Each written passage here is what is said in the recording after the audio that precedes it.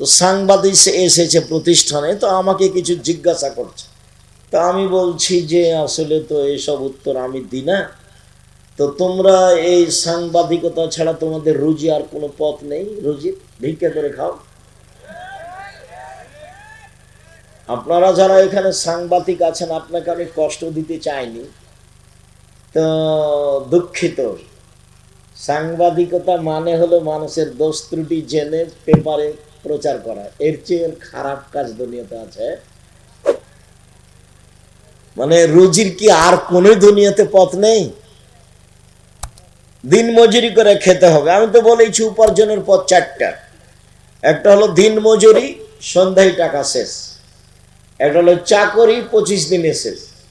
একটা হলো জমি চাষ, সমান সমান না হলে লস। আর একটা হলো ব্যবসা। তখন রাসূল সাল্লাল্লাহু আলাইহি সাল্লাম বললেন, সত্যবাদী বিশ্বস্ত ব্যবসায়ীরা বিচারের মাঠে নবীদের সাথে থাকবেন, শহীদদের সাথে থাকবেন, সিদ্দিকদের সাথে থাকবেন। তো এটা উপরে যেতে যেতে যেতে যেতে অনেক উপরে চলে গেল। তাহাজ্জুদ পড়ে রাসূলের সাথে থাকার সুযোগ হয় না। একটা পথ আল্লাহ রাসূল সহজভাবে বলেছেন রাসূলের সাথে থাকার।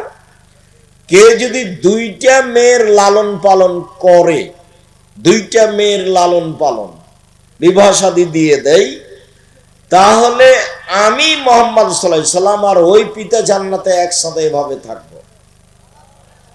দুইটা আঙ্গুলকে তিনি জমা করে দেখালেন। এখন বাপে তো মনে করেছে যে ছেলে মেয়ের বিবাহ দেওয়া পর্যন্ত, এইটা নয়। আল্লাহ রাসূল বলেছেন আল্লামাহা তাকে বিদ্যা শিখিয়ে দিয়েছে, ও আদ্দাবাহা শিষ্টাচার শিখিয়ে দিয়েছে, ও আহসানা ইলাইহিন্না তার সাথে ভালো আচরণ করেছে। তাহলে এই পিতা আর আমি জান্নাতে একসাথে থাকব। তো বাপ তো জানে না বিদ্যা কাকে বলে, বাপ তো জানে না শিষ্টাচার কাকে বলে, তো কি শিখাবে তাহলে? সকালে গিয়ে মেয়ে তো আপনার যত স্কুল কলেজ আছে গোদাগাড়ি, চাঁপাইনবাবগঞ্জ, বাংলাদেশে, মেয়েরা সকালে গিয়ে বলছে ও কালিমা তোমার আকাশ, ও কালিমা তোমার বাতাস। তাহলে কি বাপ ভালো শিখিয়ে দিতে পারলো? সকালে মেয়েকে বলছে তুই বল যে আল্লাহ এক নয়, কালিমাও আল্লাহ। নাউজুবিল্লাহ। মেয়ে এখন সকালে গিয়ে বলছে কালিমাও আল্লাহ, কালিমা বাতাস দিতে পারে, কালিমা ঝড় বৃষ্টি দিতে পারে, কালিমা কল্যাণ দিতে পারে। তো ঝড় বৃষ্টি কল্যাণ কে দিতে পারে? আল্লাহ। তো মেয়ে যে বলছে স্কুলে গিয়ে যে কালিমার আকাশ, কালিমার বাতাস। ছেলে মেয়ে জাতির কল্যাণের জন্য মানুষ করেন, এভাবে মানুষ করছেন কেন? ওকে চোর বানাচ্ছেন, প্রতারক বানাচ্ছেন, ধোঁকাবাজ বানাচ্ছেন। বিদ্যা বুঝতে পারলেন না কাকে বলে? শিষ্টাচার।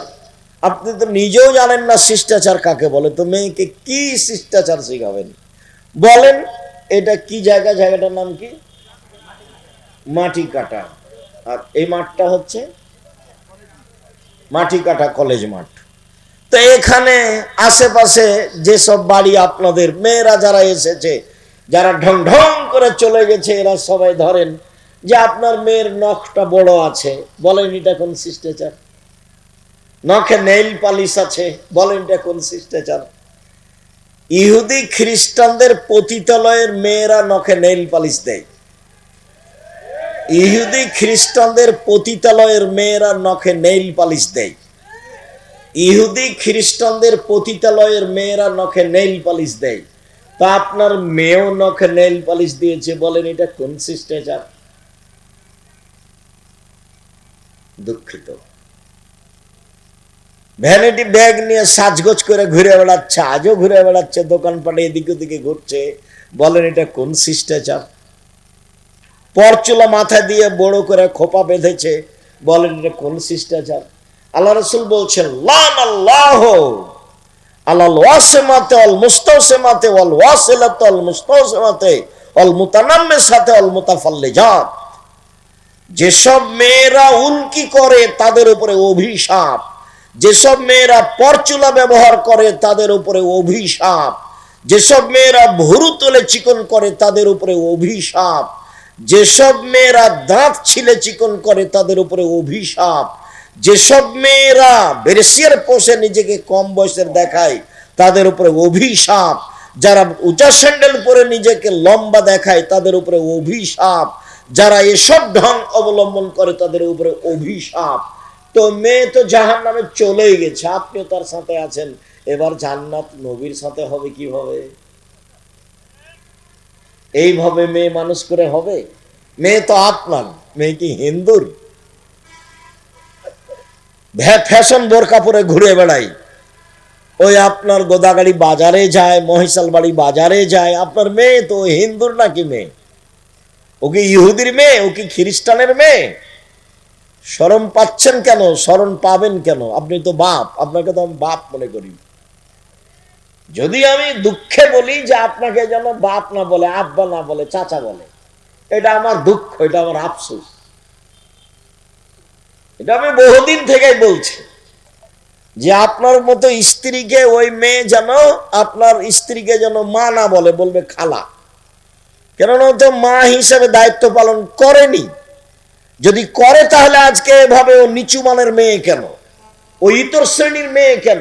ও নিম্ন শ্রেণীর মেয়ে কেন? ও রাস্তাঘাটের মেয়ে কেন? ও পতিতালয়ের মেয়ে থাকতে যায় কেন? ও ফ্যাশন বোরকা পরে কেন? ও নোংরা পোশাক পরে কেন? ও বেহায়া হয়ে ঘুরে কেন? ও চুল দেখিয়ে মানুষকে চলে কি করে? পুরুষের পোশাক পরে কেন? ওটা মা নয়, ওকে খালা বলা অপরাধ, আপনাকে বাপ বলা অপরাধ। নিজের মেয়েকে পোশাক পরাতে পারেননি, বাপ বলছেন আপনি? কি হিসেবে আপনি বলেন? আব্দুর রাজ্জাক সাহেব, আমার 2টা মেয়ে আছে, লালন পালন করেছি, বিবাহ দিয়েছি, তাহলে আমিও নবীর সাথে থাকবো? কথা তো ঠিক, কিন্তু মেয়ের যা অবস্থা তো জাহান্নামে চলেই গেছে। ইয়া মাশার নিসা তাসাদদাকনা ফাইন উরিতুকুন্না আকসালাহানিন নারে। হে মহিলারা শোনো, তোমরা দান করে জাহান্নাম থেকে বাঁচো, তোমাদের অধিকাংশ নারী জাহান্নামী। জাহান্নাম বলতে নারী আর নারী, জাহান্নাম বলতে নারী আর নারী, জাহান্নাম বলতে শুধু নারীকেই বুঝায়, মহিলাকেই বুঝায়। যদিও মহিলাদের জান্নাতে যাওয়া সহজ পথ, 4টা কাজ করলে জান্নাতে চলে যাবে।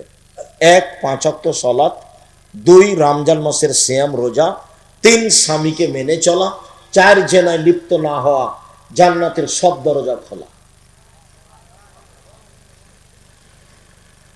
কত দিক সহজ করে রেখেছেন আল্লাহ রাসূল। কিন্তু আপনি যে জান্নাতে রাসূলের সাথে থাকবেন, আপনার মেয়ের অবস্থা কি? ও কেন বাজারে গেল? আপনি কি মরে গেছেন? ওর গায়ে, ওর হাতে এখন একটা ভ্যানিটি ব্যাগ আছে, ওটা কেন তার সাথে? ওটা কেন? ও কেন বাজারে যায়? ও কেন এভাবে চলে? ও কেন কাপড় কিনতে যাবে? ওর বাপ মরেছে, ওর শ্বশুর মরেছে, ওর ভাই মরেছে, ওর বোনের ছেলে মরেছে, ওর ভাইয়ের ছেলে মরেছে, ওই একই দুনিয়াতে থাকে, ও যায় কেন? ওর শরম হয় না কেন? ওর হায়া হয় না কেন? ওর লজ্জা হয় না কেন? ওর শরম হয় না কেন? এর ইতস্তবোধ হয় না কেন? ও নিজেকে মনে করে না কেন যে আমি মহিলা? নিজে মনে করে না কেন? কেন মনে করে না? আয়েশা রাদিয়াল্লাহু তাআলা আনহা বলেন, আমি পায়খানা টয়লেটে গেছিলাম দূরে, এসে দেখছি জনগণ সব চলে গেছে, আমি এখন একাই, আমি বসে আছি। সাফওয়ান ইবনে মুআত্তাল আমাকে দূর থেকে দেখে বুঝতে পেরেছেন। তিনি আমাকে দেখে চিনলেন কি করে? পর্দার আয়াত নাযিল হওয়ার আগে তিনি আমাকে দেখেছিলেন। আমি ছিলাম হালকা পাতলা মেয়ে। হাদিসে বোঝা যায় তার রূপের অভাব ছিল না, তবে অবশ্যই তিনি সারার মতো সুন্দরী ছিলেন না। পৃথিবীর সবচেয়ে সুন্দরী মহিলা হচ্ছেন ইব্রাহিম আলাইহিস সালামের স্ত্রী সারা। তবে তিনি সাফিয়াকে নিজের চেয়ে সুন্দরী মনে করতেন, কাজেই মাঝে মধ্যে তিনি বলতেন, হাসবুকালিন নিসা হাসবুকালিন নবী সাফিয়া কাদা ওয়া কাদা। আপনি সাফিয়ার অত সুন্দরী গুণ বলেন কেন? যে সাফিয়া সুন্দরী মহিলা, সাফিয়া এই মহিলা, আরে সাফিয়া তো একটা খাটো মহিলা, আপনি তার এত প্রশংসা করেন কেন? এইটা আয়েশা রাদিয়াল্লাহু তাআলা বলেন এবং বুঝতে পারতেন যে সাফের কিছুটা সুন্দরী গুণ আমার চেয়ে বেশি আছে, এটা তিনি আঁচ করতেন। যখন এভাবে বলেছেন, আরো তো একটা খাটো মহিলা, আপনি তার প্রশংসা করছেন, তখন আল্লাহ রসুল বলছেন, হে আয়েশা, লাকাদ কুলতে কালিমাতাল্লাহ মাজাজাত বিহাল বাহরুল্লাহ মাজাজাতহু। আয়েশা, তুমি যেই কথা বললে, এই কথা যদি সাগরে ফেলে দেওয়া হয় তাহলে সাগরের পানি ঘোলা হয়ে যাবে। তুমি খাটো বলেছ, বদনাম হয়েছে, সেটা আমার পরের কথা। এখন কথা হলো এই যে আপনি আপনার দুই মেয়ের কারণে রাসূলের সাথে জান্নাতে থাকতে পাবেন কিনা, এইটা আমার কথা। এই মুহূর্তে রাসূল সাল্লাল্লাহু আলাইহি সাল্লাম বললেন, ওইসব মহিলাদের উপরে অভিশাপ যারা পরচুলা ব্যবহার করে, যারা ভরু তুলে চিকন করে, যারা দাঁত ছিলে চিকন করে, যারা উল্কি গায়ে লাগায়, যারা নিজেদেরকে উঁচু লম্বা দেখানোর জন্য উঁচু স্যান্ডেল পরে, যারা ব্রেসিয়ার পরে নিজেকে কম বয়সী প্রমাণ করতে চায়, এদের উপরে অভিশাপ, এদের উপরে অভিশাপ, এদের উপরে আল্লাহর গজব নাযিল হবে। আল্লাহ রাসূল বলছেন যে তিন শ্রেণীর মানুষ জান্নাতে যাবে না, তিন শ্রেণীর মানুষ জান্নাতে যাবে না, তিন শ্রেণীর মানুষ জান্নাতে যাবে না। তার এক শ্রেণীর মানুষ হচ্ছে রাজলাতু মিনান নিসায়ে, পুরুষের বেশধারী নারী, যারা পুরুষের জুতা স্যান্ডেল পরে, যারা পুরুষের শার্ট প্যান্ট পরে, যারা পুরুষের পোশাক পরে, তারা জান্নাতে যাবে না। তা আপনার মেয়ে তো প্যান্ট পরে আছে এখন, আল্লাহ রসুল তো ঘোষণা আগে দিয়েছেন, তা আপনি তখন তাহাজ্জুদ পড়েও হবে না, হজ করেও হবে না, পথ তো সব বন্ধ হয়ে গেছে মেয়ের কারণে। যে মেয়ের কারণে রাসূলের সাথে কিভাবে থাকার সুযোগ হচ্ছিল, একসাথে রাসূলের সাথে একসাথে। আবার আঙ্গুল দেখেছেন এইভাবে, বুঝতে পারা যায় না নাকি, ফাঁকা নাই, জমা। আবার বলেছেন কে যদি ইয়াতিম লালন পালন করে, ইয়াতিম, তাহলে সে লোক আর আমি জান্নাতে এভাবে থাকব। বুঝা যায় না, একটু ফাঁকা। আর যদি দুইটা মেয়ের লালন পালন করে, তাহলে আমি আর সেই পিতা জান্নাতে একসাথে। তো এবার তো আল্লাহ রাসূল বলছেন যে ও মেয়ের কারণে জাহান্নামে চলে গেছে। তাহলে কি হলো? বাপের পরিচয় দেন, বাপের মতো পরিচয় দিয়ে জীবিকা নির্বাহ করেন। ওই মেয়েকে ভুল পথ থেকে ফিরাতেই হবে যে কোনো মূল্যে, যে কোনো মূল্যে। আর সেদিনও বলে গেছি বাপের পরিচয়, বাপ কাকে বলে। আবারও বলি, সংক্ষিপ্ত ভাবে বলি, আবু বকর সিদ্দিক রাদিয়াল্লাহু তাআলা আনহু মেরে দিলেন মেয়েকে। আবু বকর সিদ্দিক রাদিয়াল্লাহু তাআলা আনহু পৃথিবীতে সবচেয়ে দামি মানুষ নবী রাসূল ব্যতীত। আয়েশা রাদিয়াল্লাহু তাআলা আনহা পৃথিবীতে সবচেয়ে দামি মহিলা। মুহাম্মদ সাল্লাল্লাহু আলাইহি সাল্লাম পৃথিবীতে নবী রাসূল নির্বিশেষে সবার চেয়ে দামি মানুষ।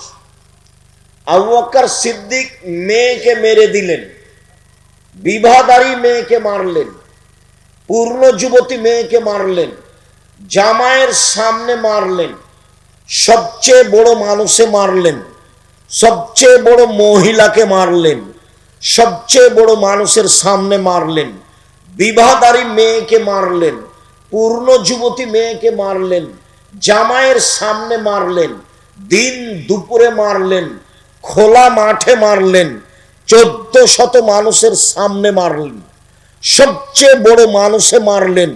আবু বকর সিদ্দিক রাদিয়াল্লাহু তাআলা আনহু মারলেন, সবচেয়ে বড় মহিলাকে মারলেন, আয়েশা রাদিয়াল্লাহু তাআলা আনহাকে মারলেন, সবচেয়ে বড় মানুষের সামনে মারলেন, মুহাম্মদ সাল্লাল্লাহু আলাইহি সাল্লামের সামনে মারলেন, জামাইয়ের সামনে মারলেন। শুধু জামাইয়ের সামনে নয়, জামাই যখন মেয়ে বেটির উরু রানের উপরে মাথা দিয়ে ঘুমিয়েছিলেন তখন মেরেছে। বুঝাতে পারিনি কথা? জামাই আমাদের দেশে তো মারতে যাওয়া বহু দূরের কথা। শ্বশুর যদি দেখে যে জামাই মেয়ের উরু রানের উপরে মাথা দিয়ে ঘুমিয়ে আছে, তাহলে পাল্টা এভাবে ঘুরে যাবে, মানে যাওয়াই যাবে না ওইদিকে। পরিবেশটা আমাদের দেশের এরকম। তা আয়েশা রাদিয়াল্লাহু তাআলা আনহার উরু রানের উপরে মাথা দিয়ে ঘুমিয়ে আছেন মোহাম্মদ সাল্লাল্লাহু আলাইহি সাল্লাম। সবচেয়ে বড় মানুষ ঘুমিয়ে আছেন, সবচেয়ে বড় মহিলার কোলে ঘুমিয়ে আছেন, সবচেয়ে বড় মানুষে মারছেন, জামাইয়ের সামনে মারছেন, বিবাহদারী মেয়েকে মারছেন, পূর্ণ যুবতী মেয়েকে মারছেন, হাত দিয়ে মারছেন, বাপে বেটিকে মারছেন। বেটি কোনোদিন বাপের কাছে বড় হয় না, 7 ছেলের মা হলেও একবারে পিটিয়ে ফাটিয়ে দিতে হবে। 19-20 দেখলেই এর নাম বাপ। আয়েশা বলছেন ফাল্লাকা জানি লাকসাতান শাদীদা, এত জোরে আমার বাপ আমার কোমরের উপরে মারলেন, কোমরের উপরে, যে আমার স্বামী আমার উরু রানের উপরে মাথা দিয়ে না ঘুমালে আমি মায়ের কারণে দূরে সরে যেতাম, এত জোরে মেরেছেন। আমি নিজেকে টিকে রাখার চেষ্টা করেছি যাতে করে আমার স্বামীর ঘুম ভেঙে না যায়।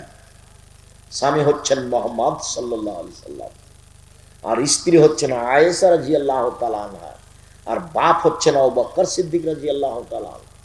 খোলা মাঠে মেরে দিলেন মেয়েকে, জামাইয়ের সামনে মারলেন, হাত দিয়ে মারলেন, খোলা মাঠে মারলেন, 1400 মানুষের সামনে মারলেন।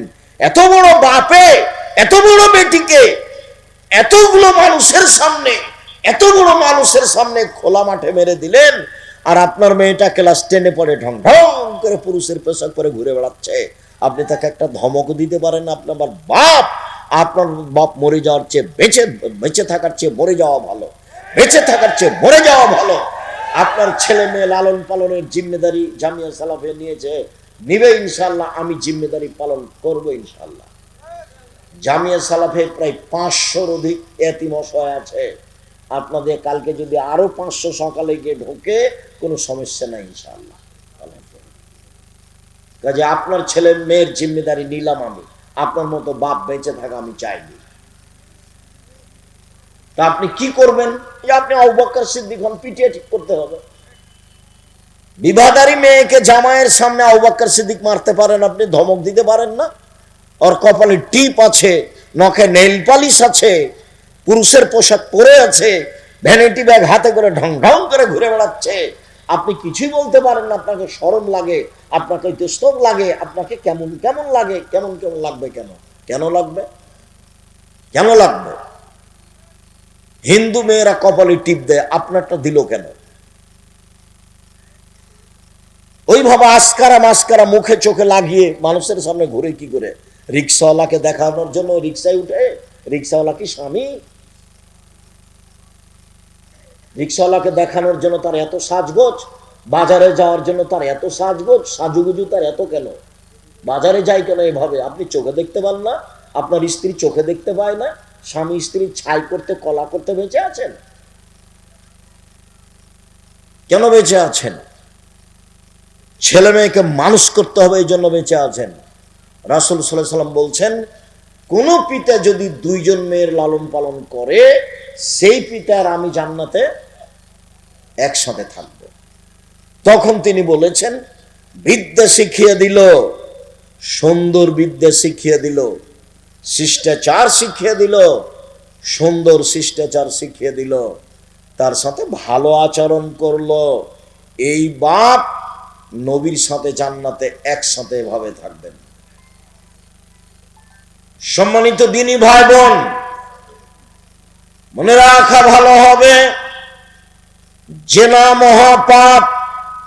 রাসূল সাল্লাল্লাহু আলাইহি সাল্লাম বলেন, অবিবাহিত ছেলে মেয়ে জেনা করলে 100 লাঠি পিটিয়ে এলাকা থেকে তাড়িয়ে দিতে হবে 1 বছরের জন্য।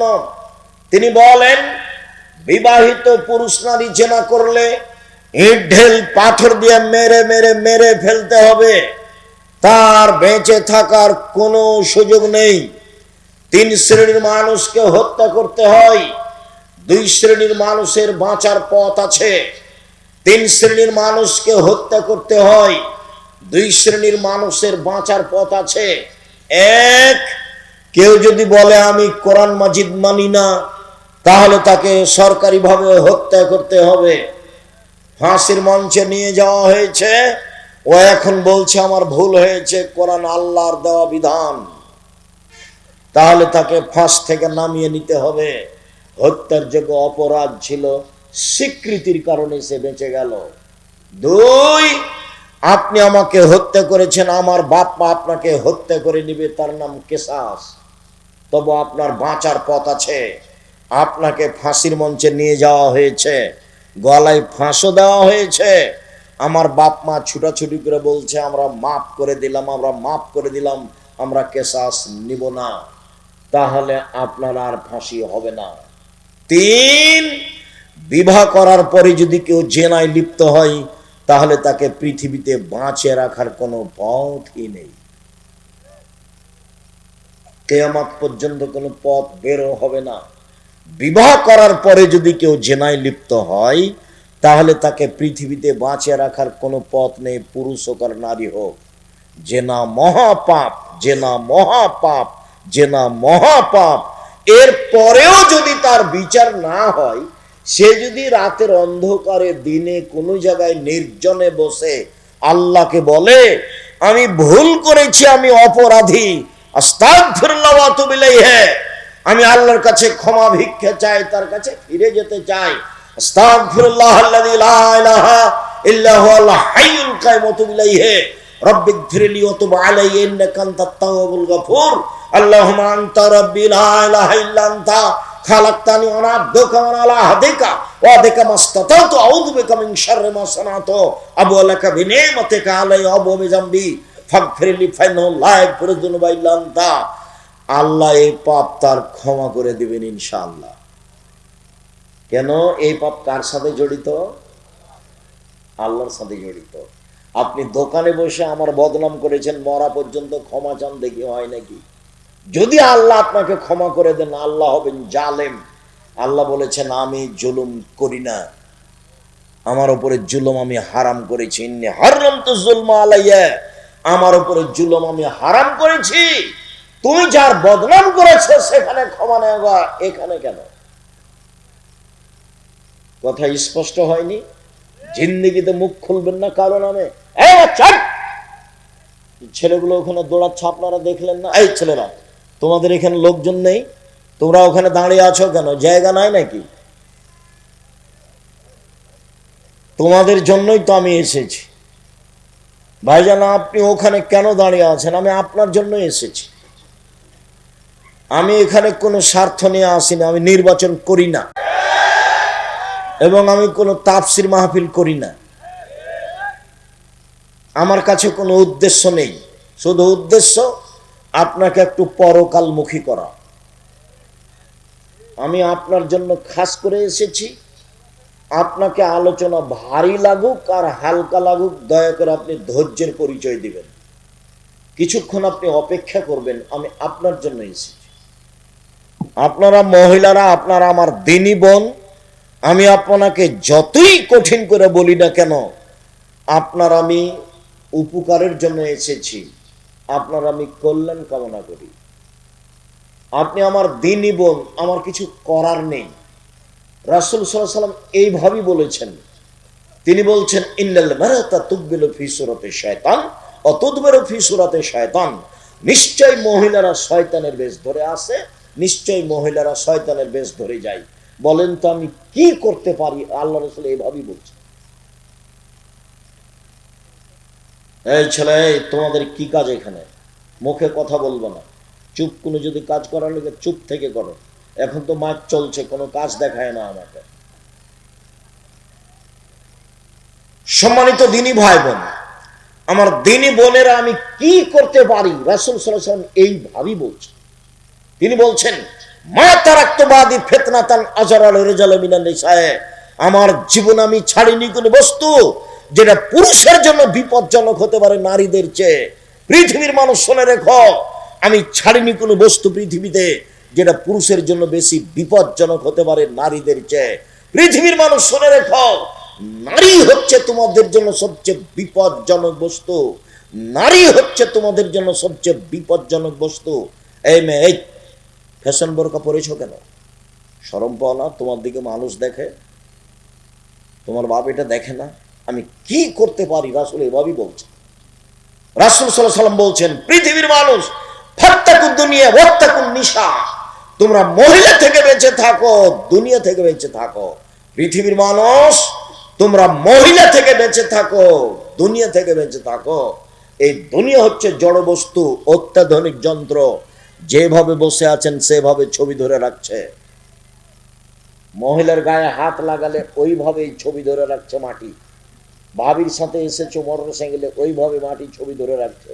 পৃথিবী হচ্ছে সবচেয়ে অত্যাধুনিক যন্ত্র। বিচারের মাঠে সব সাক্ষী দিবে। সেদিন তুমি বেকায়দায় পড়ে যাওয়া। ভাবির সাথে এভাবে গল্প করো না, শালিকার সাথে এইভাবে কথা বলো না। পরকাল হবেই। আর এইভাবে দল সংগঠন করে মারামারি করে মানুষকে জেল হাজতে দিয়ে মানুষকে অপমান করে নির্যাতিত করে দুনিয়ায় সফলতা অর্জন করিও না। জুলুম করিও না, জুলুম করো না।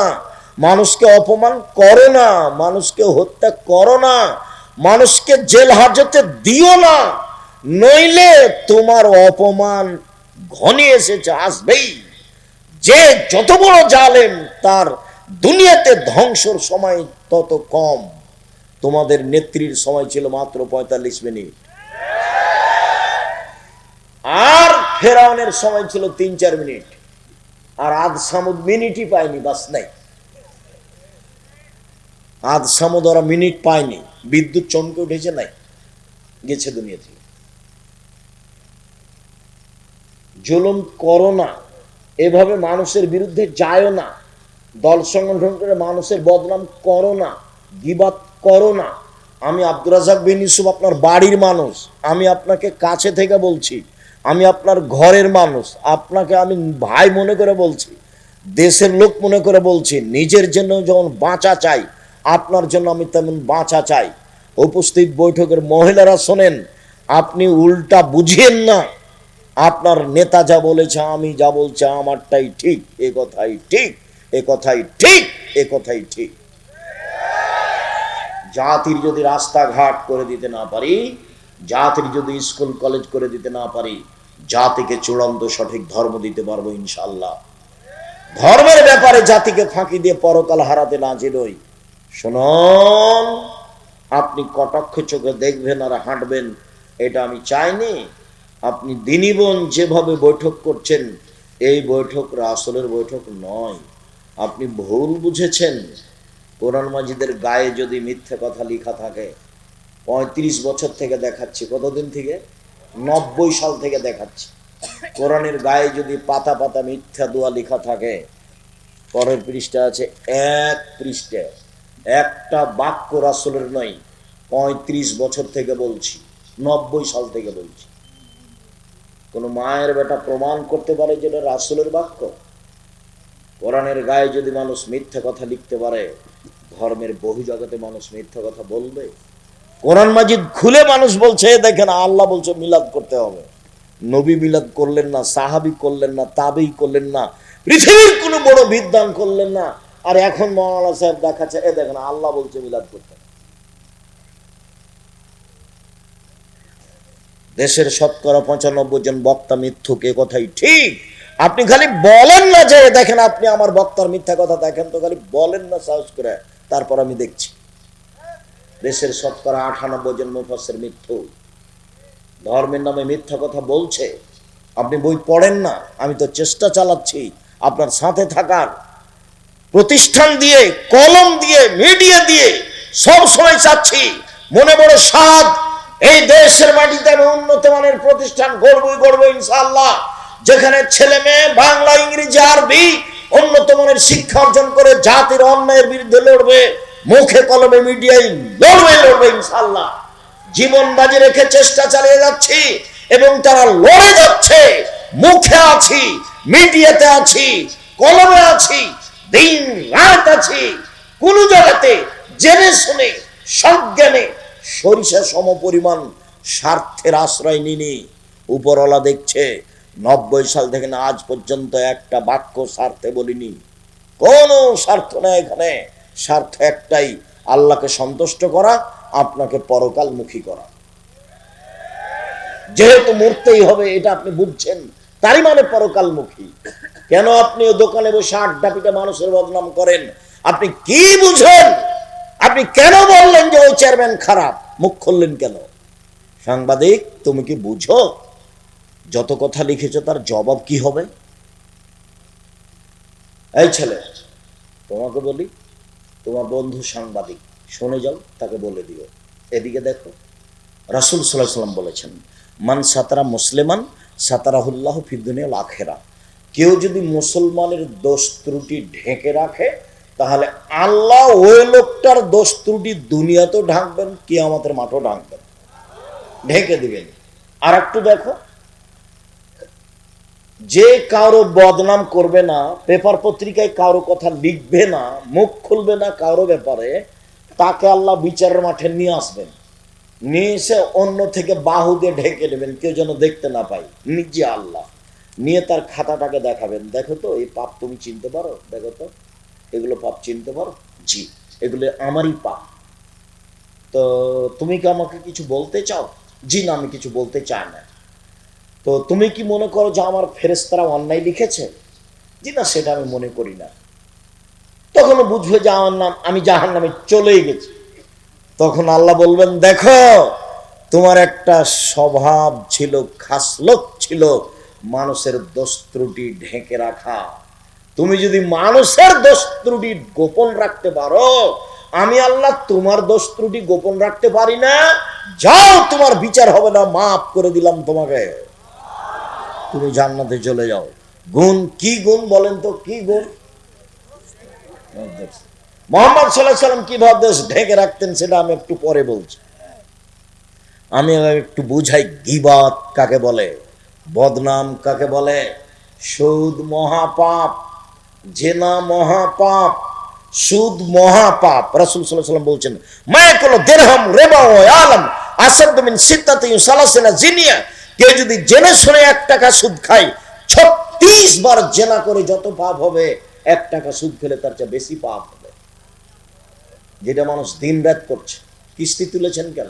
এই ছেলে, তোমার মা কিস্তি তুলেছে কেন? খালা বলে ডাকতে পারো না যে তোমার এটা খাবো না, প্রয়োজন আমি ভিক্ষা করে খাবো।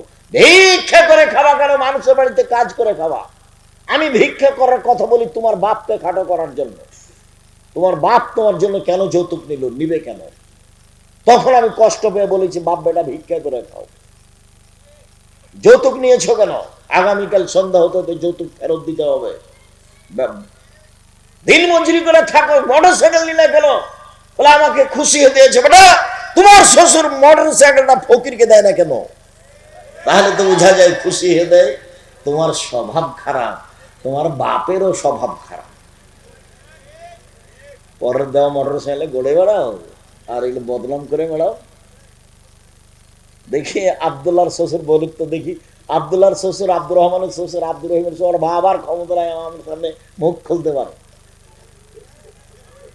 মুখ খোলার সাহস রাখে না, মানে ওর ধারে কাছে যেতে পারবে না। বিশ্বাস করো, আল্লাহর অশেষ রহমত, আমি আমার জীবনে কোনোদিন সভাপতি, সেক্রেটারি, মসজিদের কে দায়িত্বশীল তাকে হিসাব করে আমার জীবনে আমি কোনোদিন একটা বাক্য বলিনি। আমি আমার মতো বলি, সুলি হবে না ফাঁসি হবে সে বিবেচনা আমি কোনোদিন করিনি। আমি মুসলিম চেরু রণবীর, মরণকে করি না ভয়, মরলে শহীদ বাঁচলে গাজী, উভয়ই সমান, মরলেও জান্নাত বাঁচলেও জান্নাত, উভয়ই সমান। পিছনে হটে কোনোদিন কথা বলার প্রয়োজন মনে করিনি। আমার মনে হচ্ছিল সারা বাংলাদেশে আমি একাই আছি যে করোনার 5 পয়সা দাম দিই না। বিমানবালা মেয়েটা বলছে মাস্ক লাগান, আমি বলছি ধৈর্য ধারণ করো। মাস্ক লাগান, যে ধৈর্য ধারণ করো। মাস্ক লাগান, ধৈর্য ধারণ করো। খুব যখন বাড়াবাড়ি বলছে তখন আমি বলছি তোমার মালিকের তোমাকে চাকরি দেওয়া ঠিক হয়নি। আমি যখন উঠি বিমানে তখন আমার মুখে মাস্ক ছিল না, তুমি দেখনি, আমাকে উঠালে কেন? আমি আব্দুর রাজ্জাক বিন ইউসুফ মাস্ক দিয়ে ভাগ্য বাড়াতে রাজি নই, যা হবে হবে। ঢাকাতে এক লোককে দেখতে গেছি, তো আর ছেলে আর মেয়ে 2 জন আছে। তো আমাকে বলছে হুজুর ভিতরে যান না, দয়া করে ভিতরে যান, এভাবে বলছে, হুজুর দয়া করে ভিতরে যান না, আমার আব্বার পাশে যান না। বলছে দেখো, তোমার বাপের গায়ে হাত দিয়ে দুয়ো পড়ে যাব, যদি মরে যায় আমি করোনায়, তাহলে আমি বলবো না তোমার বাপের কারণে মরেছি, এটা আমি বলবো না। আমি বলবো পৃথিবী সৃষ্টির 50,000 বছর পূর্বে আমার নামে করোনা লেখা হয়েছিল তাই আজকে ধরেছে। এটা আমি বলবো কেন? রাসূল সাল্লাল্লাহু আলাইহি ওয়াসাল্লাম বলেছেন, যেদিন পৃথিবী সৃষ্টি করেন আল্লাহ, তার 50 বছর আগে মানুষের 4টে জিনিস আল্লাহ লিখে দিয়েছেন। এক, হায়াতাহা, তার জীবন, মাউতাহা, তার মরণ, ও রিজকাহা, তার রুজি, ও মাসাইবাহা, তার রোগ ব্যাধি, করোনা। 4টে জিনিস লেখা হয়েছে। তোমার মায়ের পেটে আসার কত আগে, পৃথিবী সৃষ্টির 50,000 বছর আগে 4টা। 1 মরণ, 2 জীবন, 3 রুজি, 4 রোগ ব্যাধি। নতুন ভাবে কিছু ঢুকবে না এখানে। তা আমি সাহসারা হবো কেন? যে লোকটার করোনার যে অবশিষ্ট আছে ওখানে ফেলে দিচ্ছে, আর একজন ফকির তুলে খাচ্ছে, ওর করোনা ধরে না, আর আমি না পাশে গেলে বলে করোনা ধরে নেবে। পাগল বানালছে যারা ওষুধ তৈরি করেছে তারা, এরাকে সব পাগল বানাচ্ছে, এদের সব টিকা মিকা দিয়ে এদেরকে সব বিকলাঙ্গ করছে। এইসব পথে যেতে হবে না। পথ আমি কোনোদিন বলিনি যে ইহুদি খ্রিস্টানদের অধীনে থাকতে হবে, ওদের গোলাম হয়ে থাকতে হবে, এটা আমি কোনোদিন বলিনি। পথ আছে, গরিব মানুষ, আমি মানুষের বাড়িতে কাজ করে খাবো, আমি কাজ করে খেতে বলিনি, আমি বলেছি চকলেটের ব্যবসা। চকলেটের ব্যবসা বলে আমি চকলেটের ব্যবসা করতে বলিনি, আমি বলেছি সবচেয়ে কম পয়সার ব্যবসা। বুঝাতে পারলাম না কথা? চকলেটের ব্যবসা মানে সবচেয়ে কম পয়সার ব্যবসা। লোন নিয়ে ব্যবসা করতে রাজি নই, লোন নিয়ে ব্যবসা করতে রাজি নই। রাসূল সাল্লাল্লাহু আলাইহি ওয়াসাল্লাম প্রত্যেক সালাতে সালাম ফেরার পূর্বে বলতেন, ওয়াউযু বিকা মিনাল মাসামি ওয়াল মাগরাম, তোমার কাছে বাঁচতে চাই বড় পাপ হতে, তোমার কাছে বাঁচতে চাই ঋণ কর্য হতে, তোমার কাছে বাঁচতে চাই বড় পাপ হতে, তোমার কাছে বাঁচতে চাই ঋণ কর্য হতে, তোমার কাছে বাঁচতে চাই বড় পাপ হতে, তোমার কাছে বাঁচতে চাই ঋণ কর্য হতে। আল্লাহ রাসূল এভাবে বলতেন